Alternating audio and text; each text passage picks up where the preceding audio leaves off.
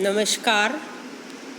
आज हम स्टार्ट करेंगे BSc part third paper third में केमिकल काइनेटिक्स से रिलेटेड न्यूमेरिकल्स। सबसे पहले जो प्रॉब्लम है वो हम स्टार्ट करते हैं।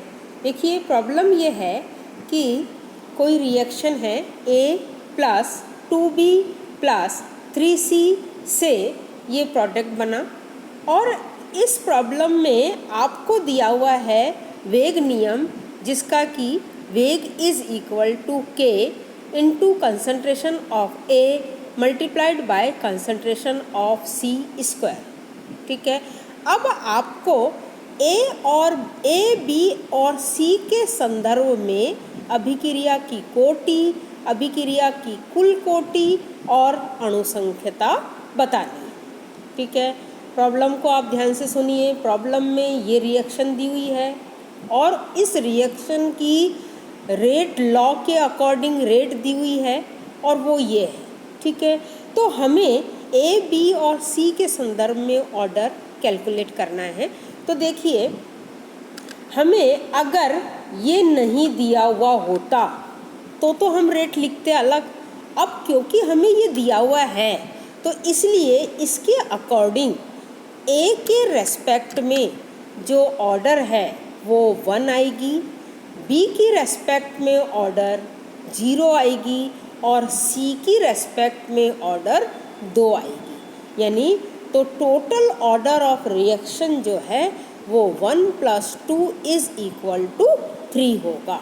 अब क्योंकि इस मॉलिक्यूलरिटी या अनुसंख्यता क्या होता है कि अभिक्रिया में जितने अणु भाग लेते हैं उनके जो मोलों की संख्या है वो उसकी अणुसंख्यता या मॉलिक्यूलरिटी होती है। तो यहाँ आप देख रहे हैं 1 मोल A के, 2 मोल B के और 3 मोल C के भाग ले रहे हैं, इसलिए जो इसकी अणुसंख्यता होगी वो है 1 + 2 + 3 = 6।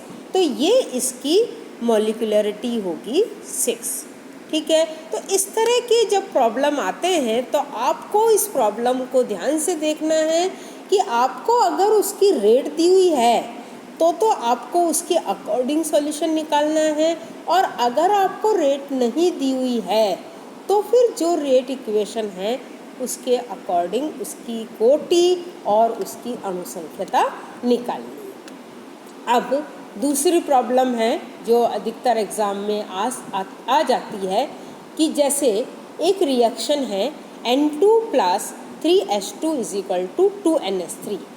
इस अभिक्रिया में आपको NH3 के बनने की दर, H2 और N2 के विलुप्त होने की दर कैलकुलेट करनी है। यानी rate of formation of ammonia and rate of disappearance of hydrogen and nitrogen आपको बतानी है।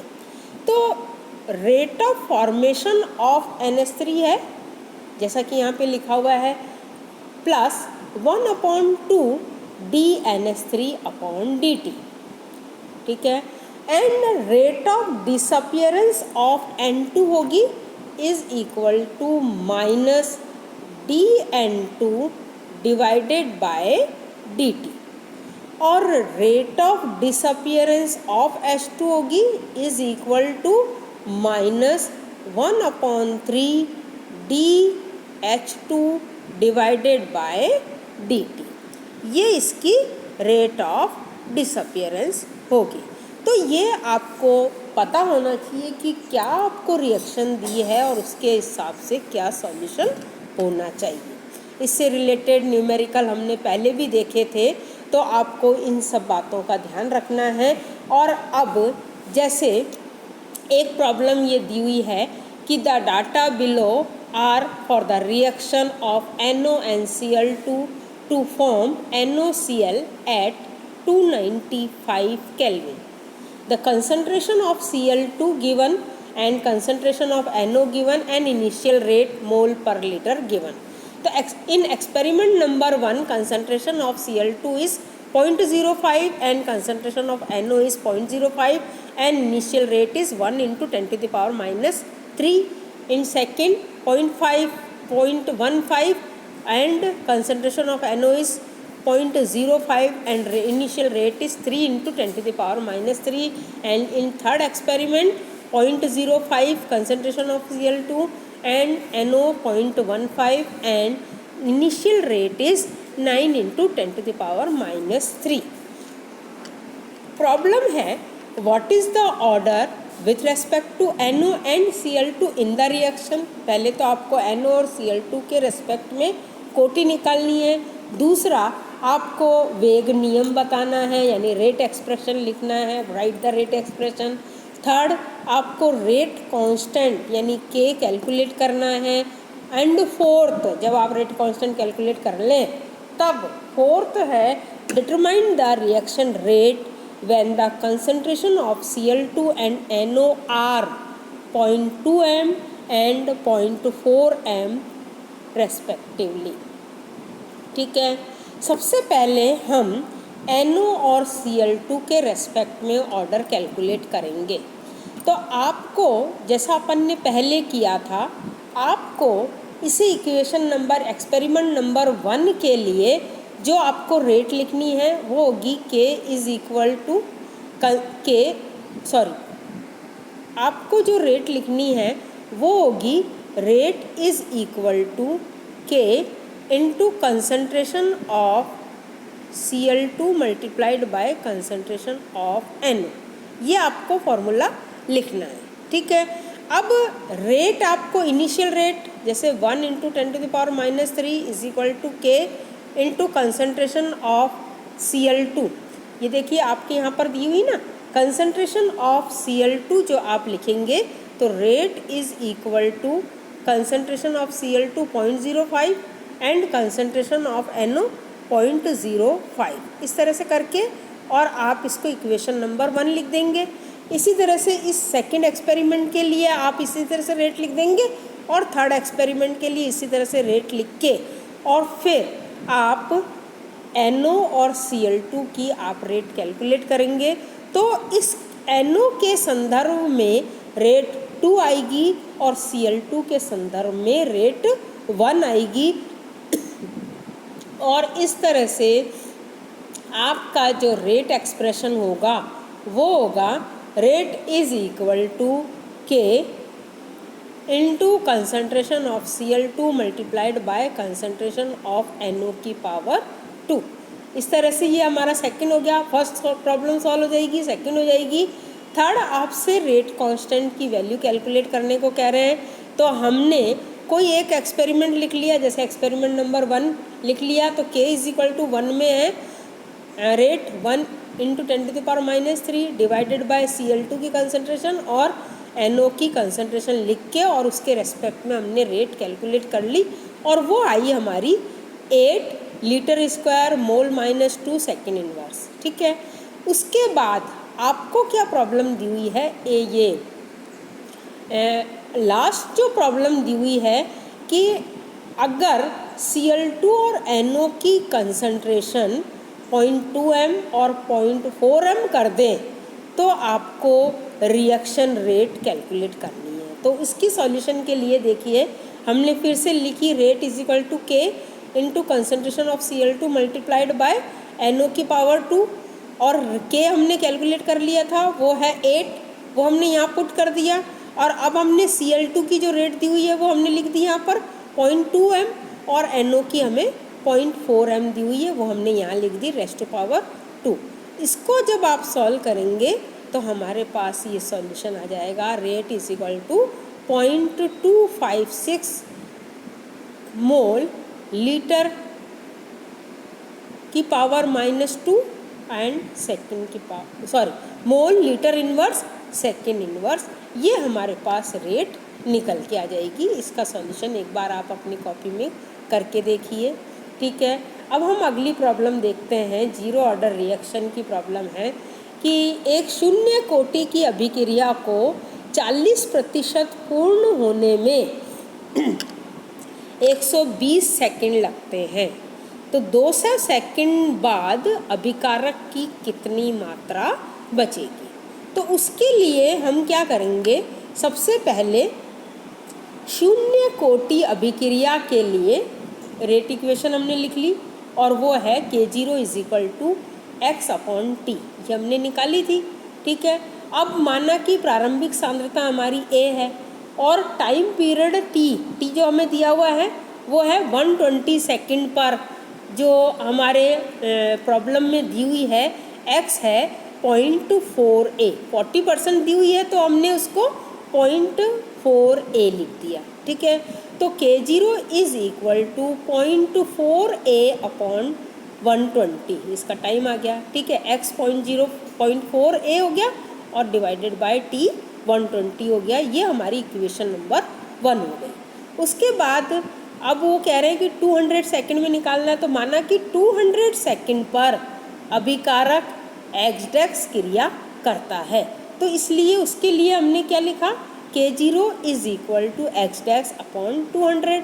ठीक है, और इसको हमने इक्वेशन नंबर 2 नाम दे दिया। अब हम इक्वेशन और 1 और 2 को कंपेयर करते हैं, तो 1 से तो हो गया 0.4a अपॉन 120 और 2 से हो गया एक्स डैश अपॉन 200।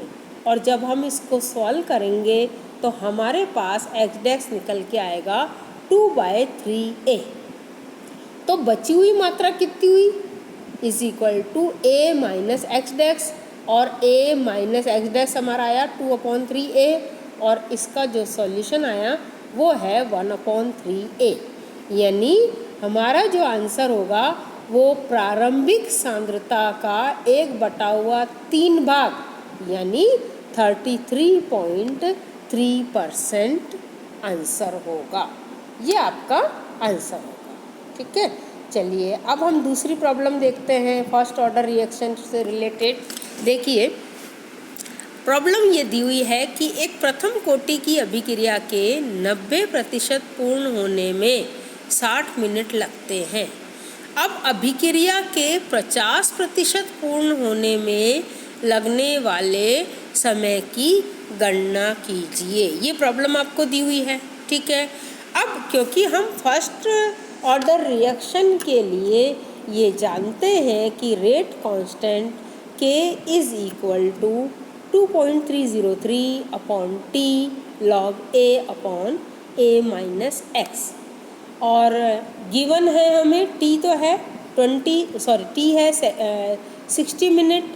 अब suppose a is equal to 1 है तो x इज इक्वल टू हो गया 0.9, तो इसलिए वो वैल्यू हम यहाँ पर रखेंगे क्योंकि 90% है ना, तो इसलिए हमारा x 0.9 हो गया और इसलिए ये वैल्यू हमने इस रेट कांस्टेंट में रख दी। तो K1 is equal to 2.303 upon 60 log 1 upon 1 minus 0.9, और इसको सॉल्व करेंगे तो ये आएगा log 10, और log 10 इज इक्वल टू 1 होता है। तो K1 हमारे पास आ गया 2.303 अपॉन 60। अब लिख रहे हैं कि भाई आपको प्रॉब्लम में दिया हुआ है कि 50% पूर्ण होने में लगे समय की गणना कीजिए। तो 50% पूर्ण होने में लगने वाला समय जो है वो बराबर अर्धायुकाल होगा, यानी हम ये फॉर्मूला लगाएंगे T½ is equal to 0.693 upon K1, और K1 हमने ऊपर निकाला उसकी वैल्यू हम यहाँ पुट कर देंगे, जो हमने निकाला इज इक्वल टू 2.303 अपॉन 60।